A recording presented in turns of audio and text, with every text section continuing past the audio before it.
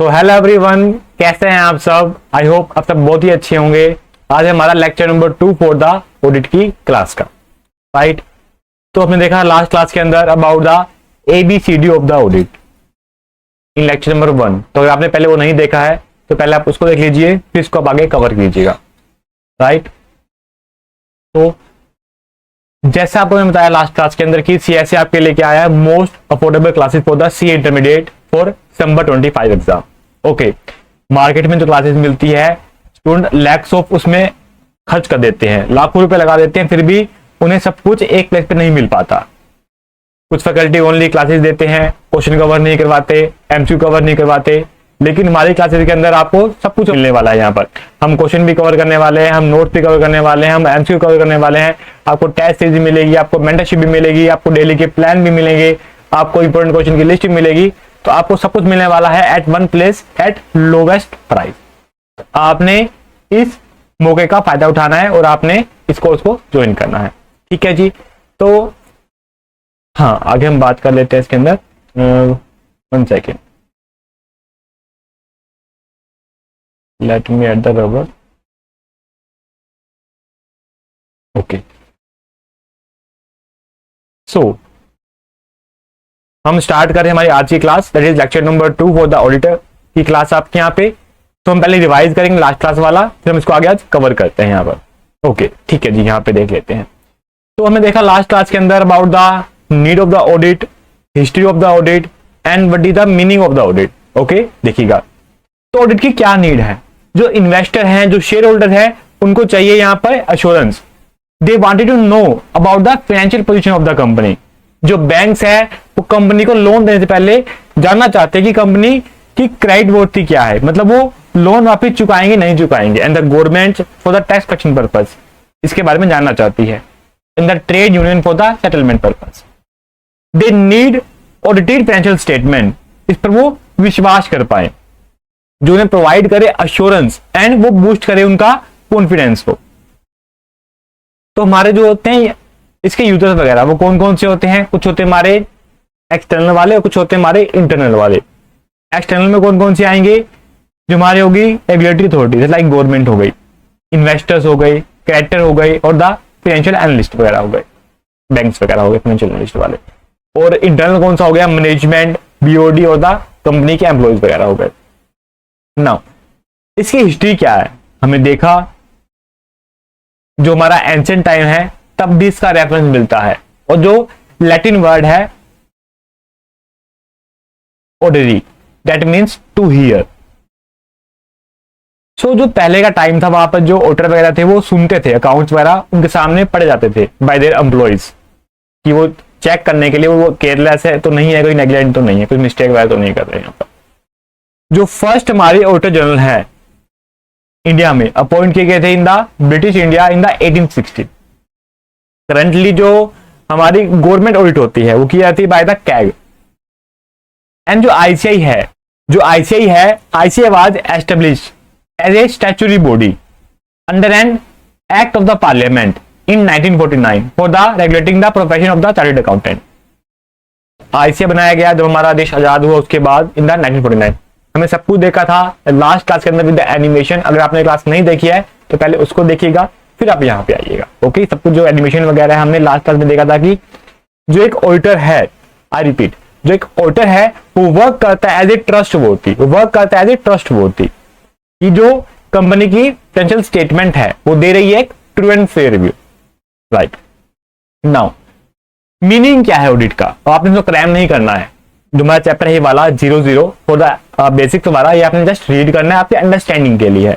तो सारे टॉपिक दोबारा आगे कवर होंगे, आपकी बुक के अंदर कवर होने वाले हैं, क्लास में कवर होने वाले हैं, यहां देखिएगा। तो an audit is an independent examination. क्या मैं मेरी खुद की ऑडिट कर सकता हूं, मेरी कंपनी की? क्या मेरे फादर का बिजनेस है, मेरे फादर की फैक्ट्री है, मैं उसकी ऑडिट कर सकता हूं? बिल्कुल भी नहीं। तो इसका बेनिफिट ही क्या होगा? ओके, जब तक ये इंडिपेंडेंट नहीं होगी। ऑफ द फाइनेंशियल स्टेटमेंट, हम किसकी बात कर रहे हैं ऑडिट की यहाँ पे? फॉर द फाइनेंशियल स्टेटमेंट की बात कर रहे हैं। ओके, किसकी होगी? ऑफ एनी एंटिटी, कोई भी एंटिटी हो, चाहे वो NGO हो, चाहे वो NPO वाली हो, नॉन फॉर प्रॉफिट ऑर्गेनाइजेशन हो, सबकी होती है यहाँ पे। इररिस्पेक्टिव ऑफ इट्स साइज और द लीगल फॉर्म, चाहे हो प्रोप्राइटरशिप फर्म हो, पार्टनरशिप फर्म हो, एलएलपी हो, कंपनी हो, प्राइवेट कंपनी हो, 1% कंपनी हो, पब्लिक कंपनी हो, सभी की होती है। यहाँ पर सोसाइटी वगैरह हो, सभी की हो सकती है, जरूरी नहीं खाली बड़ी कंपनी की होगी। Conducted to express an opinion, क्यों की जाती है ऑडिट? ऑडिट क्यों की जाती है? उस पर ओपिनियन देने के लिए। यहाँ पर ओके, जो ऑडिटर होता है वो एक ओपिनियन देता है। मैंने आपको एग्जांपल दिया था, आपने लड़की को प्रपोज किया, या तो वो हाँ बोलेगी या फिर वो ना बोलेगी, या वो आपको चाटा लगाएगी, वो आपको देखना है। ठीक है, वैसे ही जो ऑडिटर है या तो वो हाँ बोलेगा या फिर वो ना बोलेगा। जो वो हाँ बोलेगा वो होगा एक तरह का, जो ना होगा वो 3 तरह की होगी। इसको आज हम पढ़ने वाले हैं। तो जो बनाना है फाइनेंशियल स्टेटमेंट्स को, वो किसकी रिस्पॉन्सिबिलिटी है? वो कंपनी के मैनेजमेंट की रिस्पॉन्सिबिलिटी है। जो ऑडिटर है जस्ट उसको ऑडिट करेगा, अपना ओपिनियन देगा, थ्रू ए रिपोर्ट देगा। राइट, ठीक है जी। तो जो ओपिनियन देने वाला है ऑडिटर, वो देगा on the true and fair view of the financial statement, कि जो उनके फाइनेंशियल स्टेटमेंट्स हैं वो दे रहे हैं, ट्रू एंड फेयर व्यू दे रहे हैं। Okay, so how to ensure the true and fair view? कैसे इंश्योर करेगा वो? By obtaining the reasonable assurance. क्या हम सब कुछ चेक करने वाले हैं? नहीं, हम फॉलो करते हैं सैंपलिंग को। ओके, हम फॉलो करते हैं सैंपलिंग को। तो हम देते हैं यहां पे reasonable assurance around 90 to 95%, around 90 to 95%। Okay, किसकी बेस पे देंगे? सर हम तो सीए हैं, हम साइन कर देंगे, हमारे साइन की पावर है? बिल्कुल भी नहीं। हमको ऑब्टेन करना पड़ेगा ऑडिट एविडेंस। ओके, एविडेंस के बेस पे हम बोलेंगे यहां पर। ओके, मैंने क्या बोला था लास्ट क्लास के अंदर कि जो ऑडिटर है वो पहले एज्यूम नहीं करेगा कि इसमें कुछ ना कुछ गड़बड़ मिलेगी। जब उसे कोई एविडेंस मिलते हैं, फिर वो बोलेगा दया कुछ तो गड़बड़ है, यहां पर। राइट, ठीक है जी। इतना हमने कवर किया था लास्ट क्लास के अंदर, तो हमने रिवाइज कर लिया। इसी तरह से हम जो हमारी आने वाली क्लासेस हैं, हम हमेशा लास्ट क्लास रिवाइज करेंगे, फिर इसको हम आगे का कवर करेंगे। अगर आपको घर में पढ़ने का टाइम नहीं मिल पाता तो आपकी क्लास में उसकी रिवीजन हो जाने वाली है। ठीक है जी, चलिएगा। अब हम बात कर रहे हैं, let's understand the some common use terms के बारे में पढ़ने जा रहे हैं यहां पर। तो उसको हम स्टार्ट करते हैं यहां पर। TCWG, जी फॉर जीनियस, वाले जी वाला जी नहीं है ये वाला, यहां मतलब है TCWG का those charged with governance, those charged with governance. एक होते हैं हमारे TCWG, एक होते हैं हमारे TCWG और एक होती है हमारी मैनेजमेंट। इन दोनों में क्या डिफरेंस है इसके बारे में हम देख लेते हैं। जो मैनेजमेंट होती है, आपने सुना ही होगा कंपनी की मैनेजमेंट। मैनेजमेंट क्या होता है? Person with the executive responsibility for conduct of the entities operation. Company को रन करना, कंपनी के जो डेली बेस के ऑपरेशन होते हैं उसको कवर करना, उनको परफॉर्म करना, रिस्पॉन्सिबिलिटी किसकी होती है? मैनेजमेंट की होती है। या फिर आप बोल सकते हैं जो उनके बनते हैं फाइनेंशियल स्टेटमेंट, वो रिस्पॉन्सिबिलिटी भी अब मैनेजमेंट की होती है। फिर जो हमारे होते हैं TCWG, those charged with governance, वो क्या करते हैं? They are the persons with the responsibility for overseeing the strategic directions and obligations for the accountability of the entity. Okay, मतलब वो बनाते हैं लॉन्ग टर्म प्लान और स्ट्रेटेजी फॉर द कंपनी, कि क्या करना चाहिए कंपनी को, क्या किस सेक्टर में जाना चाहिए। तो कंपनी की लॉन्ग टर्म प्लानिंग वगैरह होगी, उनकी स्ट्रेटेजी वगैरह होगी, वो करते हैं यहां पर TCWG। But in the some cases the TCWG में आल्सो इंक्लूड द मैनेजमेंट।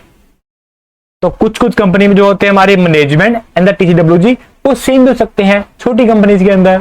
ठीक है जी, यहां देखिएगा, मैं आपको दिखाता हूं यहां पे। सो वो काम करते हैं ओवरसाइट का। कौन? TCWG। प्लानिंग करना, लॉन्ग टर्म प्लानिंग करना, स्ट्रेटजी बनाना, किसका काम है? ये काम है TCWG का, दोज चार्ज विद गवर्नेंस का। अब ये कौन होगा कंपनी के अंदर? या तो ये अलग से अपॉइंट होंगे, ये अलग से अपॉइंट होंगे। अगर अलग से होंगे तो ये अलग से होंगे, ठीक है ना। अगर अलग से नहीं है तो इनका काम कौन करेगा? बीओडी करेंगे। अगर बीओडी का काम नहीं कर रहे तो वहां पे कंपनी में ऑडिट कमेटी होगी, वो ये वाला काम करेगी।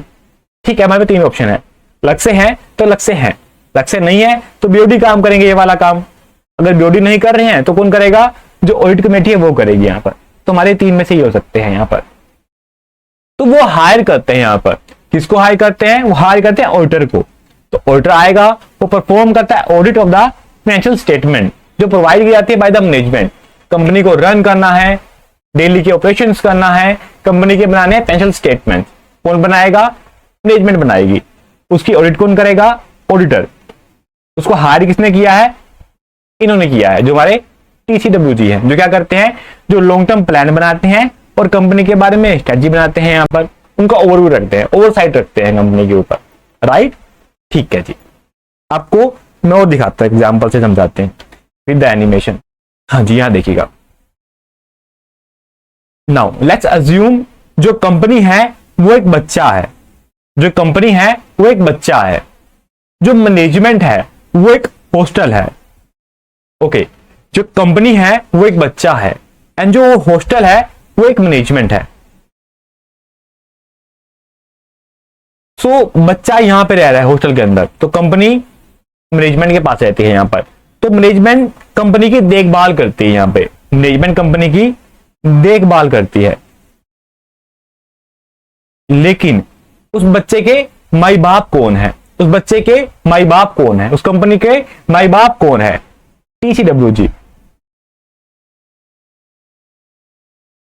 उसके मदर फादर।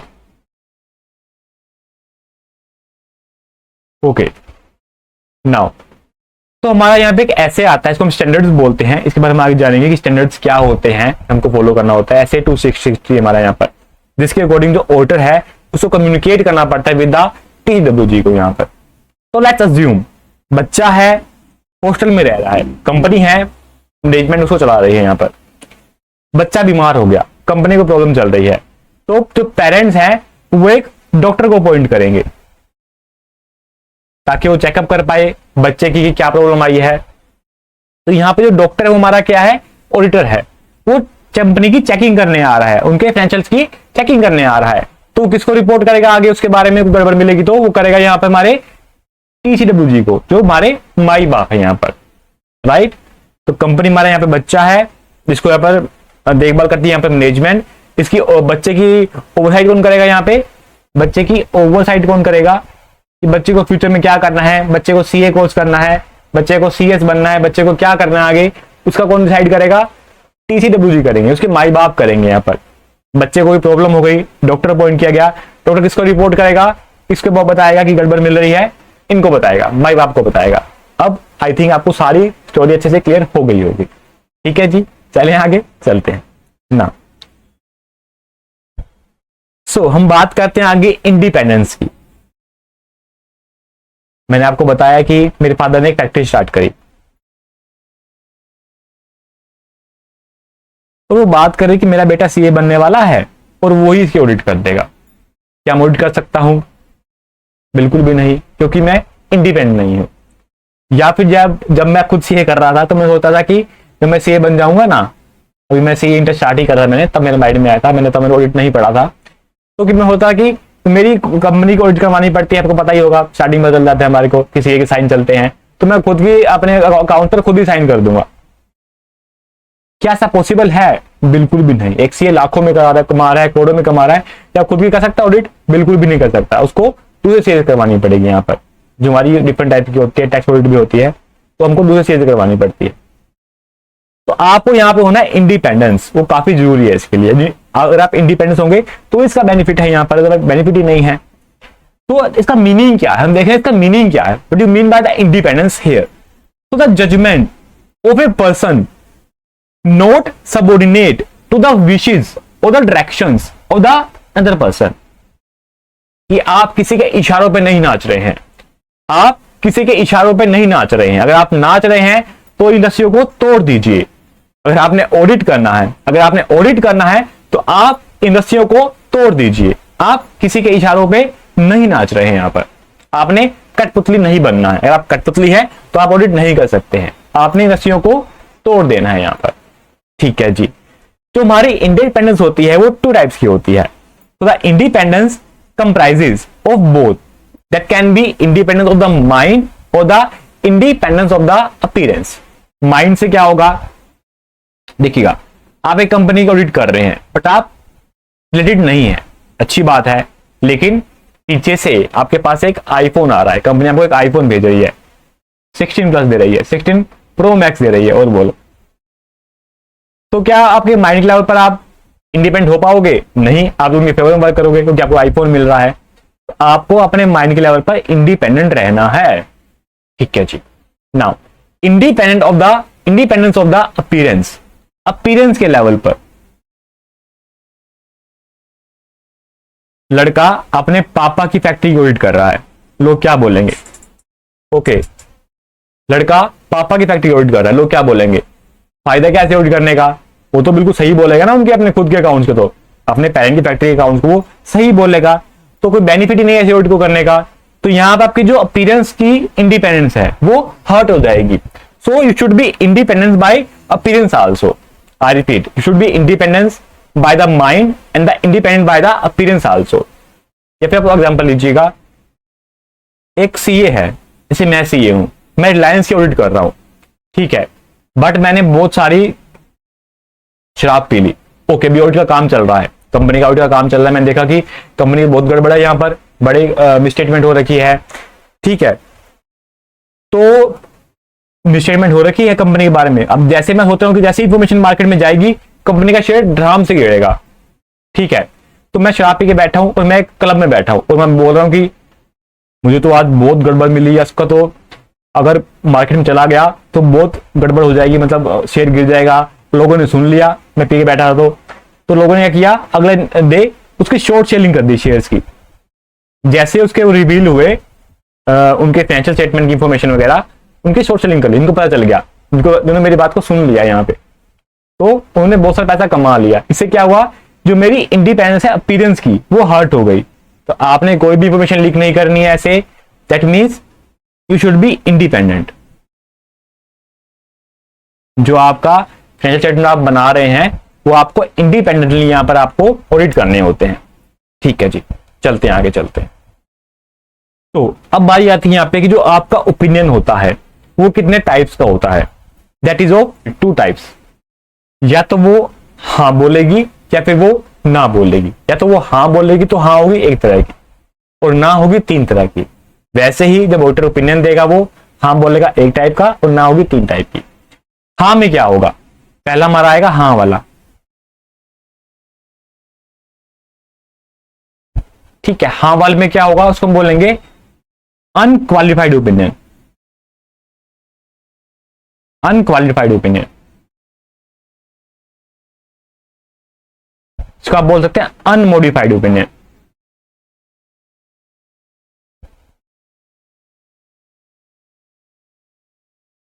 ठीक है, एक लड़की है, उसने देखा कि आप में सारी सब कुछ ठीक है, सारी क्वालिटी है आपके पास, सीए भी है, पैसा भी है, सब कुछ है, उसने हाँ बोल दी, that is a unqualified opinion. बिल्कुल हाँ, पक्के वाली हाँ, तो शक ही नहीं इसके अंदर।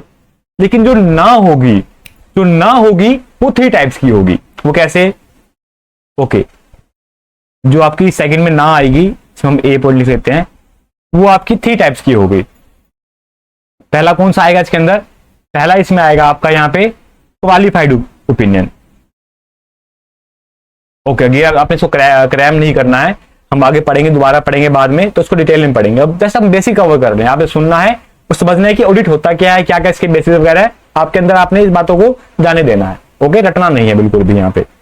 नाउ सो क्वालिफाइड ओपिनियन,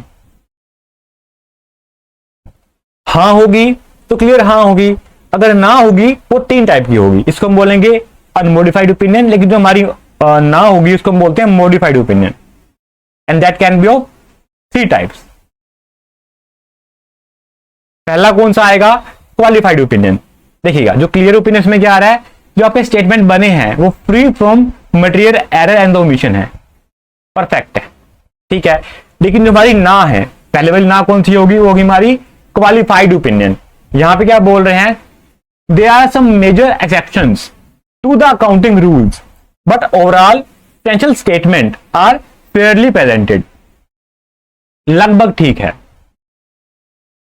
लगभग हाँ है, लगभग हाँ है। अब उस लड़की ने देखा कि आप में थोड़ी बहुत कमियां हैं, सभी में होती है, नो वन इज परफेक्ट। थोड़ी बहुत कमियां हर किसी में होती है, नो वन इज परफेक्ट, तो ठीक है ना, इसको हम क्या बोलेंगे, लगभग हाँ ही है। ये आ तो ना में रहा है लेकिन लगभग हाँ ही है, थोड़ी बहुत कमियां मिली है लेकिन लगभग हाँ ही है। जो आपके स्टेटमेंट है ओवरऑल लगभग ठीक है, थोड़ी बहुत कमियां हैं, उसको हम बोलेंगे क्वालिफाइड ओपिनियन। हम देंगे यहाँ पे क्वालिफाइड ओपिनियन, दैट मीन्स लगभग हाँ आएगा, ना वाले में लेकिन लगभग हाँ में आएगा। अगले पे चलते हैं। या फिर क्या होगा, लड़की ने देखा कि आप ड्रिंक भी करते हैं, आप सिगरेट भी पीते हैं, तो उसने बिल्कुल ही ना बोल दी, सब कुछ गलत है आपके अंदर, यहाँ पे सारी आपकी हैबिट ही गलत है, तो उसको हम क्या बोलेंगे, एडवर्स ओपिनियन बोलेंगे यहाँ पर, adverse opinion, adverse opinion.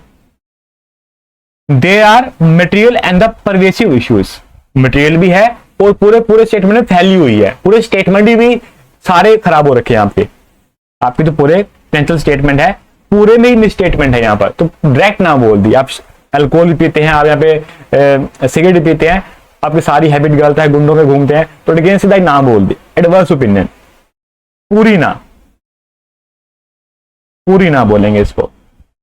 Third कौन सा बचा यहाँ पे हमारा, जिसको हम बोलेंगे disclaimer of opinion, disclaimer of opinion. Now let's assume कि अभी आप इंग्लैंड से आए हैं, आप स्टडी करने गए थे, इंग्लैंड गए थे, अमेरिका गए थे, कनाडा गए थे, कहीं में गए थे, आप वहां गए थे, आप जस्ट अभी आए हैं, लड़की इंडिया की है, अब उसको आपके बारे में कुछ भी नहीं पता। नाउ उसको आपके बारे में कुछ भी नहीं पता, दैट मीन्स जो ऑडिटर है उसके पास कोई भी एविडेंस नहीं है, उसको एविडेंस ही नहीं मिल रहे हैं। अब क्या करें, उसके पास कोई इंफॉर्मेशन ही नहीं है, एविडेंस मिल नहीं रहे, पूरी कोशिश करेगा, एविडेंस ही नहीं मिल रहे। अब क्या करें, अब हमको अज्यूम करना पड़ेगा, थोड़ी बहुत हमको जो फैक्टर मिल रहे हैं उसके भी हमको अज्यूम करना पड़ेगा। अगर आपको लग रहा है यहां पर कि अगर उस लड़की को लग रहा है, लड़की के पॉइंट ऑफ व्यू देखते हैं कि आप पूरे ही खराब हो गए, पूरी हो गया, पूरे करते हैं, पूरे ही खराब होंगे, तो वो यहां पे देंगे डिस्क्लेमर ऑफ ओपिनियन। एडवर्स क्यों नहीं, क्योंकि हमारे पास एविडेंस नहीं है, ये अलग से बनाया गया डिस्क्लेमर ऑफ ओपिनियन। अगर हमारे पास एविडेंस होता कि आप पूरे ही खराब हैं तो हम एडवर्स देते, लेकिन हमारे पास एविडेंस नहीं है, हमें लग रहा है, तो हमको डिस्क्लेमर देना होगा यहां पे। अगर लग रहा है कि आप पूरे खराब नहीं होंगे, कोई छोटी मोटी कमियां होगी, तो छोटी मोटी कमियां होगी, तो हम इसमें आ जाएंगे, अगेन हम आएंगे यहां पर क्वालिफाइड ओपिनियन के अंदर। अगर हमारे पास एविडेंस नहीं है और छोटी मोटी कमियां होगी तो again same, that is qualified opinion. तो द बोथ, अगर एविडेंस है तो भी क्वालिफाइड, अगर एविडेंस नहीं है तो भी क्वालिफाइड, लगभग हाँ ही है, ठीक है। लेकिन अगर आपको लग रहा है कि पूरे खराब है और एविडेंस है तो एडवर्स ओपिनियन, एविडेंस नहीं है तो हम एडवर्स ओपिनियन देते अच्छे नहीं लगते, क्योंकि हमारे पास एविडेंस ही नहीं है, हम ना तो बोल रहे हैं पक्के वाली ना, लेकिन हमारे पास एविडेंस ही नहीं है, तो उसके लिए अलग से बनाया गया तीसरे वाला, it is the disclaimer of opinion, कि पूरे ही खराब होंगे लेकिन हमारे पास एविडेंस नहीं है उस चीज का, पक्की वाली बात नहीं है हमारी, ठीक है जी। हाँ होगी एक तरह की, ना होगी तीन तरह की, छोटी मोटी कमियां हैं, सबूत है चाहे नहीं है, क्वालिफाइड ओपिनियन। पूरे खराब है, एडवर्स ओपिनियन। पूरे खराब हो सकते हैं बस सबूत नहीं है, तो डिस्क्लेमर ऑफ ओपिनियन। समझ में आया आपको अच्छे से, हम दोबारा पढ़ेंगे, आपका ऐसे आगे अब में कवर होते आगे, हम एक तरह बेसिक कवर करेंगे कि क्या क्या होता है ऑडिट के अंदर हमारे यहाँ पर, ठीक है जी। अब आप पहली बार पढ़ रहे हैं ऑडिट तो बातें समझनी काफी जरूरी है, रट्टा मत मारेगा इसको अभी, ठीक है, बाद में हम लर्न कर लेंगे सब कुछ। सो हम आगे चलते हैं, यहां पर जो आता है हमारा financial reporting framework. So objective of the auditor are as per S 700, wait कीजिएगा क्या होते हैं, ऐसे हम आगे जानेंगे आने वाले लेक्चर के अंदर। टू फॉर्म एन ओपिनियन, क्या है ऑब्जेक्टिव एक ऑडिटर का, अपना ओपिनियन को फ्रेम करना, हाँ एक तरह की ना तीन तरह की, on the financial statement based on evaluation of the conclusion drawn from the, किसके बेस पर, अपने एविडेंस के बेस पर देगा यहाँ पे, राइट, ठीक है जी। किसके बेस पे देगा? एविडेंस के बेस पे देगा अपना ओपिनियन। यहां पे किसके थ्रू देगा? एक रिपोर्ट के थ्रू देगा, एक लिखित में रिपोर्ट देगा। That is the objective, this is clear. Now financial reporting framework क्या होता है? It is a set of standard that is used to prepare the financial statement like AS Ind AS. ऐसे रूल्स जिसको हम फॉलो करते हैं हमारे स्टेटमेंट को बनाने के लिए, लाइक एएस हो गए, इंडेस हो गए, उसको आप एएस अकाउंट में पढ़ रहे होगे, सी इंटरमीडिएट लेवल पर, सी फाइनल में आप पढ़ोगे इंडेस के बारे में, जो प्रिस्क्राइब करते हैं the manner to prepare and present the financial information of the entity को। सिंपल है ये तो ना। तो जो हमारे होते हैं एफआरएफ, वो मेनली टू टाइप्स के होते हैं। First is general purpose and the second is the special purpose. General purpose financial statement, एक होते हैं हमारे स्पेशल पर्पस फाइनेंशियल स्टेटमेंट। जो होते हैं हमारे जनरल पर्पस, उसको बनाते हैं हम एज पर the general purpose framework, that means framework. जो होते हैं हमारे स्पेशल पर्पस, उसको बनाते हैं एज पर the special purpose framework. General वाले कौन से होते हैं? जो हमारे नॉर्मली बनते हैं, normally, that is for all, जिसको शेयर होल्डर भी यूज करेंगे, जिसको गवर्नमेंट यूज करेगी टैक्स निकालने के लिए, जिसको बैंक भी यूज करेंगे, सभी के लिए, फॉर ऑल के लिए। ओके, ये बनते हैं एज पर the general purpose framework for the all, commonly, normally. जो होते हमारे स्पेशल पर्पस वाले, लाइक एक बैंक ने कंपनी को लोन देना है, तो कंपनी बैंक के अकॉर्डिंग बना रही है। बैंक ने बताया कि आपने इस रूल्स को फॉलो करते आपके स्टेटमेंट को बनाना है, फिर उसकी ऑडिट करवानी है यहाँ पर। या किसी से कॉन्ट्रैक्ट हुआ है या कोई क्रेडिटर वगैरह है, वो बोल रहे हैं कि आपको इस अकॉर्डिंग बना के देने हैं आपके फाइनेंशियल स्टेटमेंट, उसको बोलेंगे हम स्पेशल पर्पस फाइनेंशियल स्टेटमेंट। सभी के लिए नहीं है, वो खाली उनके लिए है, उनके अकॉर्डिंग बनाए गए हैं, तो उसको हम बोलेंगे as per special purpose framework बनाए गए हैं यहाँ पर। This is also clear? Okay, read कर लेते हैं। जो एफआरएफ है, for this purpose are designed to meet the common information need of the wide range of users. सभी के लिए बने हुए हैं, तो इसके लिए हम फॉलो करते हैं, इसको ऑडिट करने के लिए हम फॉलो करते हैं ऐसे 700 की सीरीज, जो आपके सी इंटर के लेवल पर है। और जो हमारे होते हैं for the special purpose, FRF designed to meet the financial information need of the specific user, जैसे लाइक कोई बैंक के लिए, क्रेडिटर के लिए से हमारा कॉन्ट्रैक्ट वगैरह हुआ है, इसको ऑडिट करने के लिए हम फॉलो करते हैं ऐसे 800 की सीरीज को, जो आपके सीए फाइनल लेवल पे आती है, इंटर पे नहीं आएगी। ओके, नाउ ये दोनों ही जनरल पर्पस और द स्पेशल पर्पस, ये दोनों ही टू टाइप्स के होते हैं। Both may be, this is the A point, this is the B point, ये वाला। Now C point, both may be general purpose और the special purpose, both may be. It can be fair presentation framework, रटना नहीं है, learn नहीं करना है, just समझना है, ठीक है। और the compliance framework, both may be, it can be this और this, and it can be this और द दिस, ठीक है। बोथ में बी, दोनों ही दोनों हो सकते हैं। नाउ पहले इसको देख लेते हैं हम, ये होगा या फिर ये होगा। नाउ फेयर प्रेजेंटेशन फ्रेमवर्क, इन दोनों में डिफरेंस क्या है? फेयर प्रेजेंटेशन फ्रेमवर्क और द कंप्लायंस फ्रेमवर्क।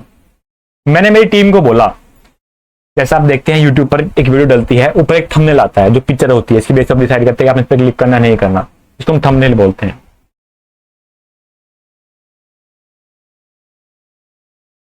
तो मैंने मेरी टीम को बोला कि आपने एक थंबनेल बनाना है मेरी यूट्यूब वीडियो के लिए।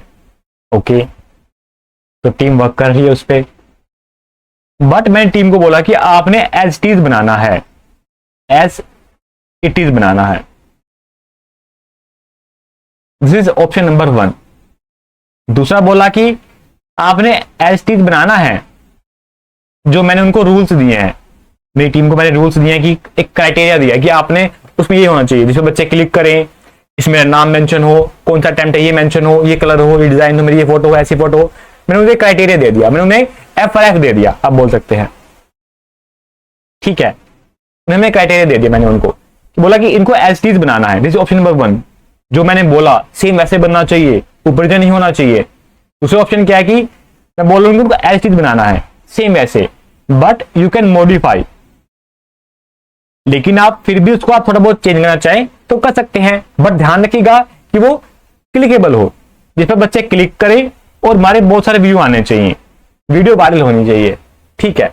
यहां थोड़ा बहुत चेंज कर सकते हैं। सिमिलरली जो हमारा फेयर प्रेजेंटेशन फ्रेमवर्क है, पहले तो बोलते हैं आपको कंप्लाई करना है फ्रेमवर्क को, आपके एफआरएफ को, लेकिन to achieve the fair presentation the management to provide the disclosure beyond requirement. अगर आपको लगता है कि थोड़े बेटर बन जाएंगे आपके स्टेटमेंट वगैरह, तो उसके आप बियॉन्ड जा सकते हैं, उस क्राइटेरिया के बियॉन्ड जा सकते हैं। That is under the fair presentation framework, but under the compliance framework, the compliance with the requirement of framework. आपको एसटीज करना होगा, कुछ भी ऊपर नीचे नहीं होना चाहिए। No such acknowledgement for the fair presentation, as it is होना चाहिए, ठीक है जी। तो जो हमारे होते हैं जनरल पर्पज वाले, वो यहां भी हो सकते हैं। आपका जो ऑडिटर है वो चेक करेगा कि बिल्कुल सेम बने हैं, थोड़ा बहुत डिफर चलेगा अगर एज पर दिस बने हैं। अगर एज पर दिस बने हैं, कंप्लायंस फ्रेमवर्क बिल्कुल सेम होने चाहिए, यहाँ पर ऊपर नीचे नहीं चलेगा यहाँ पे। और सेम इसमें ये वाला फिर ये वाला। नॉर्मली कौन से बनते हैं?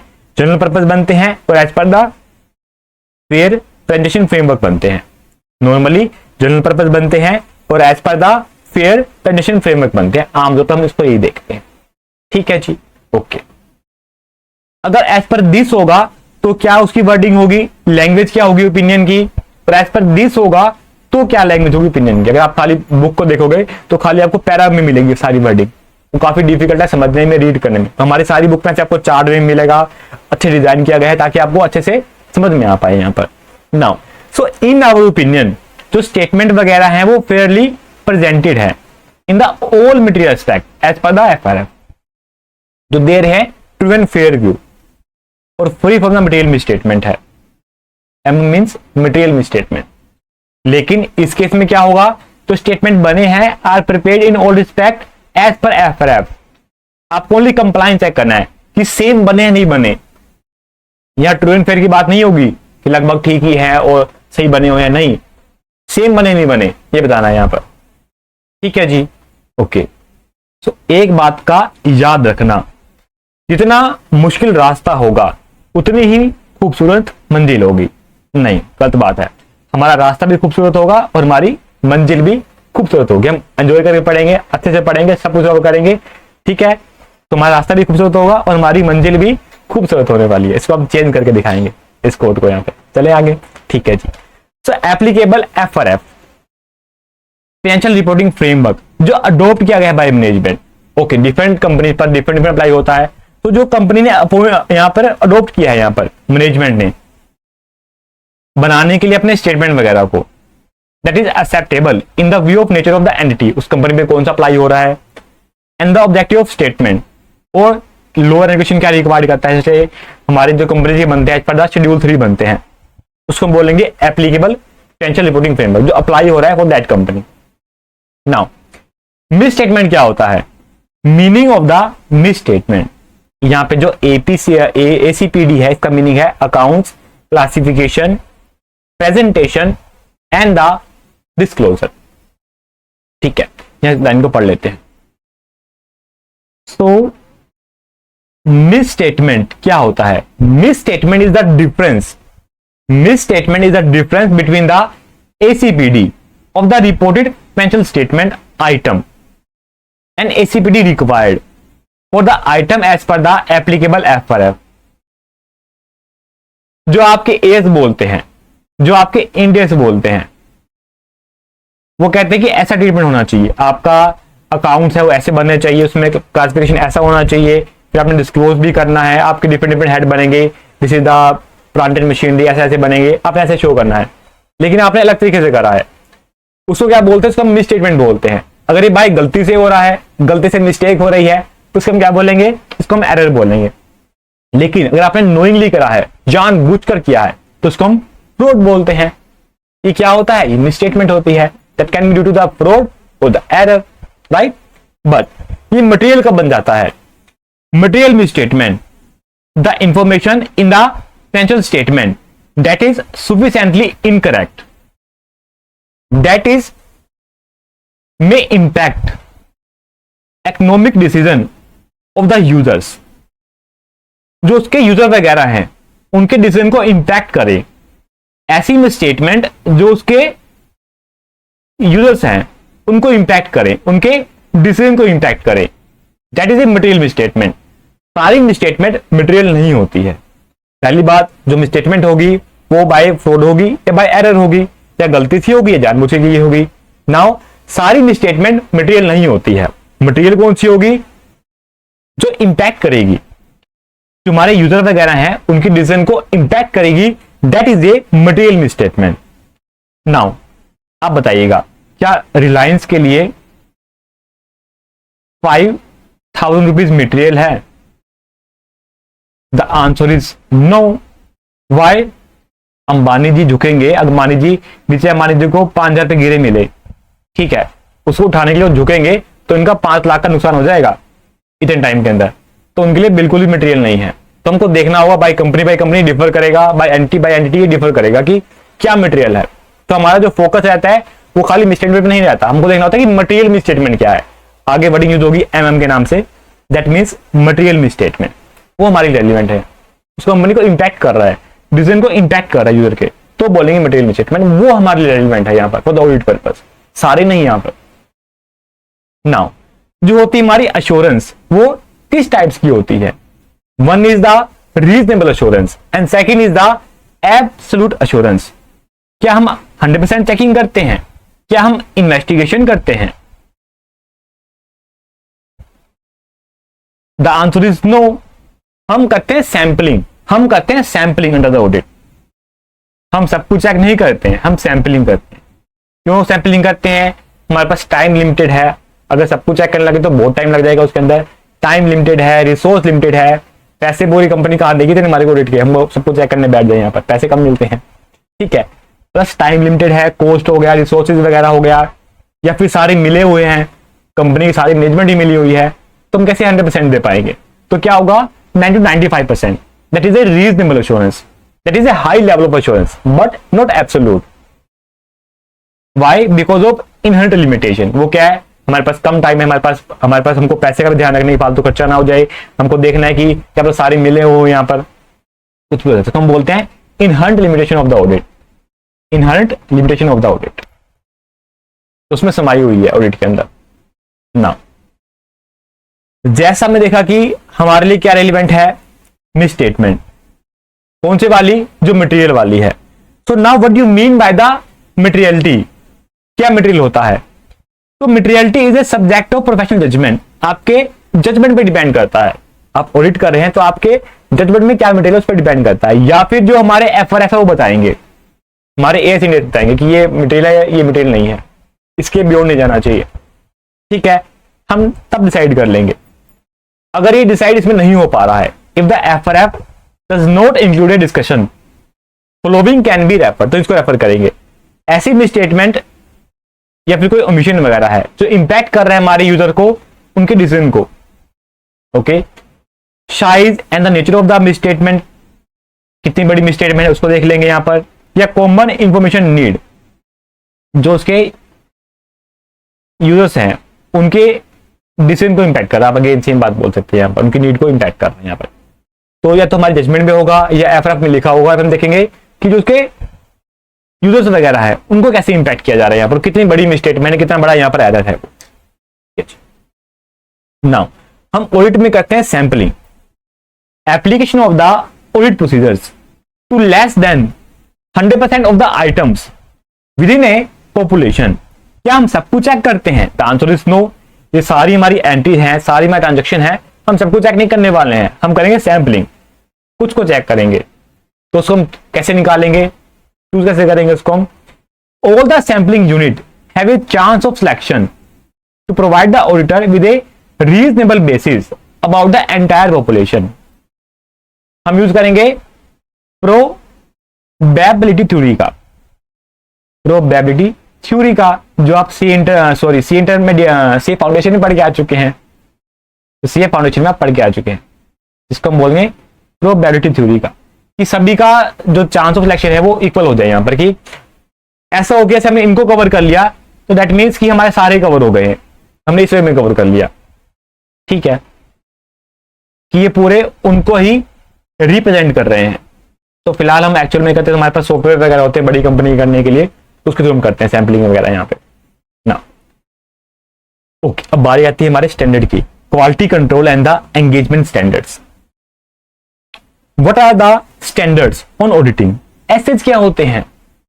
जैसे हम फॉलो करते हैं अकाउंटिंग स्टैंडर्ड का, इंडियस का, for making the financial statement, in the same way जब हम ऑडिट करते हैं तो हम फॉलो करते हैं एसेज को। एग्जाम्पल समझ में आएगा सर? ठीक है जी। हमारे पास यहां पे 3 ऑडिटर हैं, भोलू, ढोलू और गोलू। भोलू, ढोलू एंड द गोलू, ये 3 कंपनी ऑडिट कर रहे हैं अपनी अपनी कंपनी की। ठीक है, this is the company, this is a company, this is a company.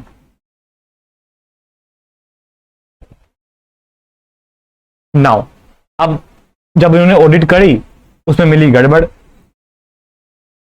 Government ने पकड़ लिया इनको, भाई क्या कर रहे हो, क्या ऑडिट कर रहे हो।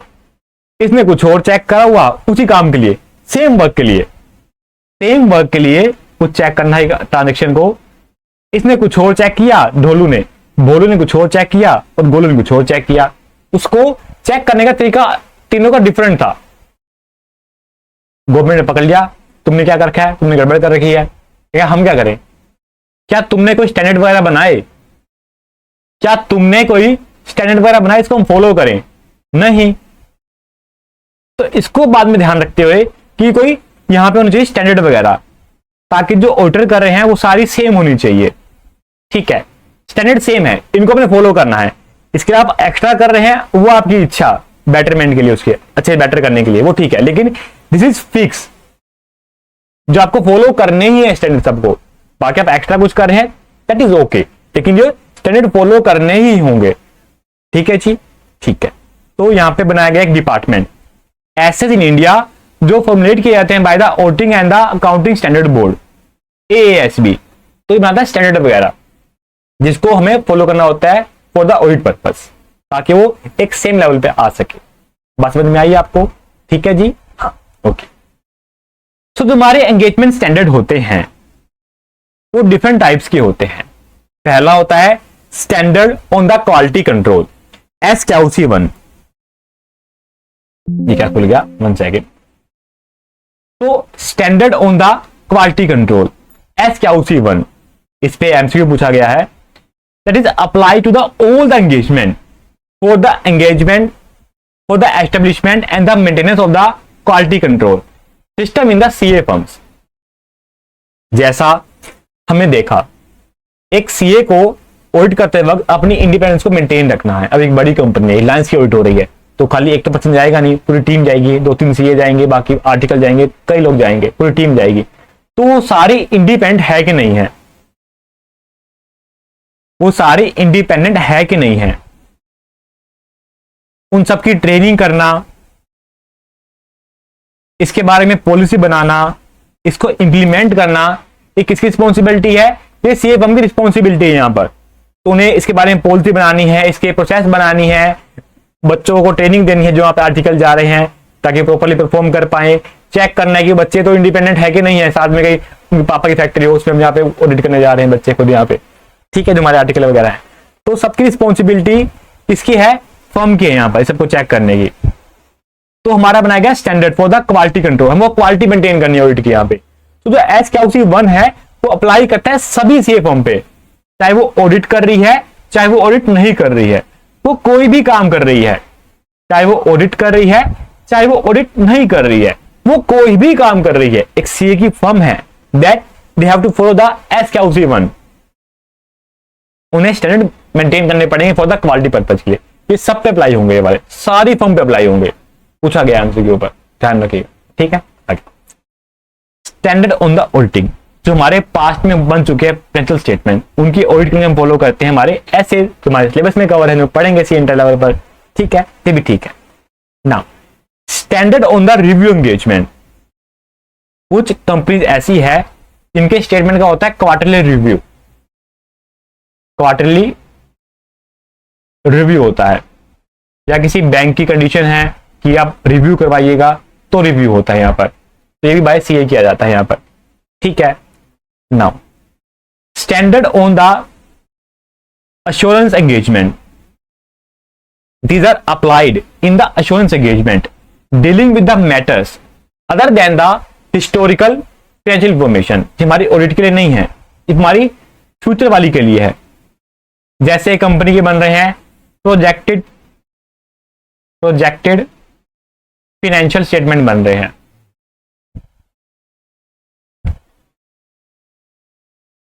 ठीक है जी। तो ये फ्यूचर के लिए है, इस पे हम इंश्योरेंस दे रहे हैं यहाँ पर। सो ये हमारे फ्यूचर के लिए है प्रोजेक्टेड फाइनेंशियल स्टेटमेंट। तो स्टैंडर्ड ऑन एश्योरेंस एग्रीमेंट, यहाँ पे हम एश्योरेंस तो दे रहे हैं but these are not for the financial statement, future के लिए है यहाँ पे। या फिर कंपनी को देना पड़ता है यहाँ पर एक प्रोस्पेक्टस के अंदर कंपनी का परफॉर्मेंस आता है यहाँ पर, जो एक सीए बनाता है, तो उस केस में अप्लाई होते हैं यहाँ पर, ठीक है जी। Standard on the credit services apply to the non assurance engagement involving the application of the agreed upon procedure compilation engagement and the other services. एक सीए एक कंपनी के फाइनेंशियल को कंपाइल कर रहा है, उनके बैलेंस शीट प्रॉफिट लॉस को compile कर रहा है, या फिर वो टैक्स सर्विस प्रोवाइड कर रहा है, जीएसटी हो गया, तो वो यहां पे कवर हो देंगे। यहां पे ऑडिट नहीं हो रही है, एश्योरेंस नहीं दी जा रही है, बाकी काम किया जा रहा है, ठीक है। कंपाइल करना स्टेटमेंट को, टैक्स हो गया, जीएसटी हो गया, तो इसमें कवर हो जाएगा। देखिएगा एश्योरेंस है, एश्योरेंस नहीं है, एश्योरेंस नहीं है तो ये लास्ट वाला हो गया, ठीक है, जहां पे टैक्स और जीएसटी काम किया जा रहा है।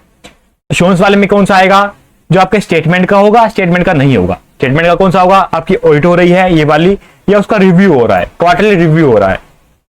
और फॉर द फ्यूचर पर्पज जो आपका यहां पर है, इसको हम बोलेंगे एसएई, जो आपके फ्यूचर के लिए है, जो आपके प्रोजेक्टिव फाइनेंशियल इंफॉर्मेशन के लिए है, यहां पर उसको हम बोलेंगे एसई के लिए। यहाँ पर जो बात स्टैंडर्ड वो यहाँ पे अप्लाई होंगे। समझ में आया?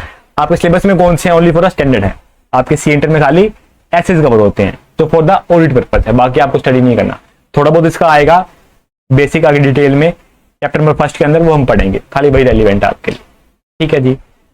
तो आज के लिए सिर्फ इतना ही, हम मिलेंगे हमारी नेक्स्ट क्लास के अंदर। ओके, सो गुड बाय, पढ़ते रहे, खुश रहे, लाइफ में आगे बढ़ते रहे। गुड बाय दोस्तों।